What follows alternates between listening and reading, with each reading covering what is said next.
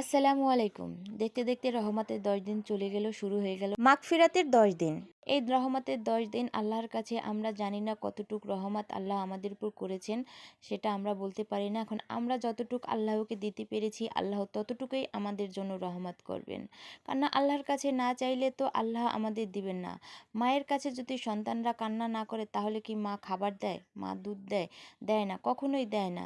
তাহলে আল্লাহর কাছে যদি আমরা কান্নাকাটি না করি, আল্লাহর রহমতের সময় যদি ওঠে, আমরা তাহাজ্জুদ না পড়ে আল্লাহর কাছে কান্নাকাটি না করি, ৫ ওয়াক্ত নামাজ না পড়ি, আল্লাহ যে ফরজ রোজা রেখেছেন সেটা না রেখে আমরা যদি শুধু ঘোরাফেরা করি, মার্কেটিং করি, তাহলে কি আল্লাহ আমাদের উপর রহমত নাজিল করবেন? কখনোই না।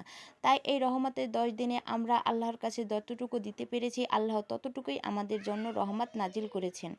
এই তো রহমতের ১০ দিনের পর শুরু হয়ে গেল মাগফিরাতের ১০ দিন। এই মাগফিরাতের ১০ দিন আল্লাহর কাছে আমরা শুধু আমরা পিছনে যত গুনাহ করেছি, আল্লাহ আমরা সামনের দিনে কোনো গুনাহ না করতে না পারি, কোনো পাপ কাজে লিপ্ত হতে না পারি, পিছনে আমাদের যত পাপ, যত খারাপ কাজ আছে, সেই খারাপ কাজের জন্য আল্লাহর কাছে আমরা মাপ চাবো।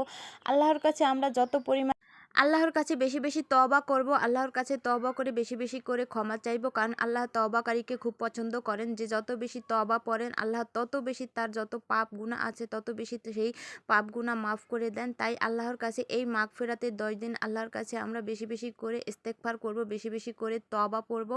আর কখনোই আমাদের দ্বারা কখনোই কোনো খারাপ কাজ, কোনো পাপ কাজ, কোনো অন্যায় কাজ না হয়। আল্লাহর কাছে আমরা এটাই চাইবো, আল্লাহ আমরা যেন সবসময় সৎ পথে এবং ভালো কাজ করে দুনিয়া থেকে যেতে পারি। কারণ আমরা এই দুনিয়াতে যতটা পরিমাণ ভালো কাজ করব, আখিরাতে সেই ফসল কিন্তু আমরা পাবো। আর দুনিয়াতে যদি আমরা কোনো ভালো কাজের ফসল না বুনতে পারি, তাহলে তো সেই আখেরাতে ফসলের স্বরূপ আমরা জান্নাতে যেতে পারবো না। জাহান্নামের আগুনে আল্লাহ আমাদের নিক্ষেপ করবেন। তাই দুনিয়াতে আমরা এরকম কাজ করব না যাতে আমরা জাহান্নামের আগুনে যেয়ে পড়ি। আমরা এরকম কাজ করে যাব, এই রমজান মাসে আমরা বেশি বেশি করে আল্লাহর ইবাদত করব, আল্লাহর কাছে মাপ চাবো, আল্লাহর কাছে নাজাত চাবো।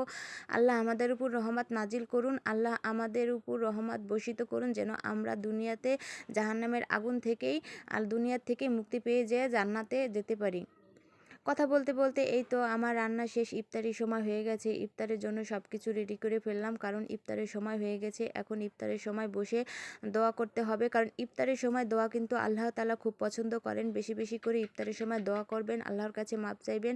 কারণ আল্লাহ ইফতারের সময় যে দোয়াগুলো আমরা করি, সেই দোয়াগুলো ইফতারের সময় আল্লাহ কবুল করে নেন। সবাই ভালো থাকবেন। আসসালামু আলাইকুম। আবার সামনে নতুন একটি ব্লগ নিয়ে আপনাদের সামনে আমি আসব। সবাই ভালো থাকবেন। আল্লাহ হাফিজ।